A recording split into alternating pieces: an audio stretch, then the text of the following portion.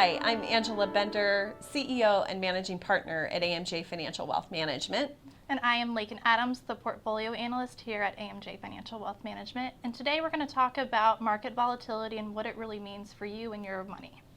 So volatility, we hear that word in financial media, but what does it mean and what are they really talking about? Well, volatility really is a measure that mostly institutions use to sort of determine how much risk is building up in equity markets. When volatility is low, those are those days where things are nice and green on your screen and everything is happy and all good.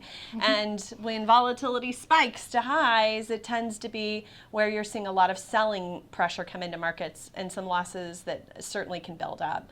So it's important to understand what is volatility. It's really just a measure of understanding risk in markets. And we often talk about risk is really a dial, right? Sometimes it's low and you want to be very allocated. Sometimes it's higher and you want to be a little more cautious because it can have a tremendous outcome for your individual situation.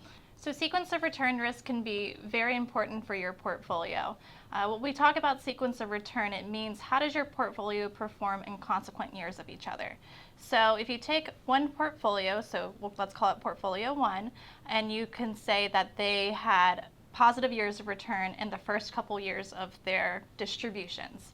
So they had positive 8%, 10%, 15% returns in the first couple years.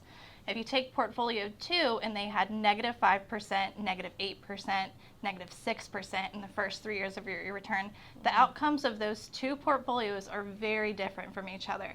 So portfolio one at the end, they have not outlived their money, they're doing great, everything's happy and fine. Portfolio two, on the other hand, they have ran out of money 2 years before portfolio one.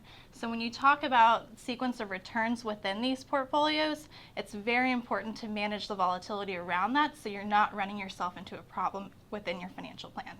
Absolutely. So volatility is different in different parts of your life cycle, right? When my kids are putting into their funds, right, I want them to have some volatility because they're buying a little high, a little low. That dollar cost average really helps their returns. I actually want them to buy a little more when markets are volatile.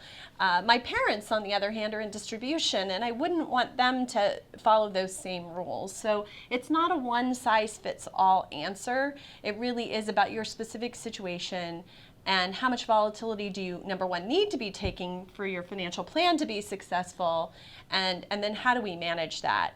So we want to make sure we're avoiding the number one thing that people are most concerned about, and that is making sure you don't outlive your money.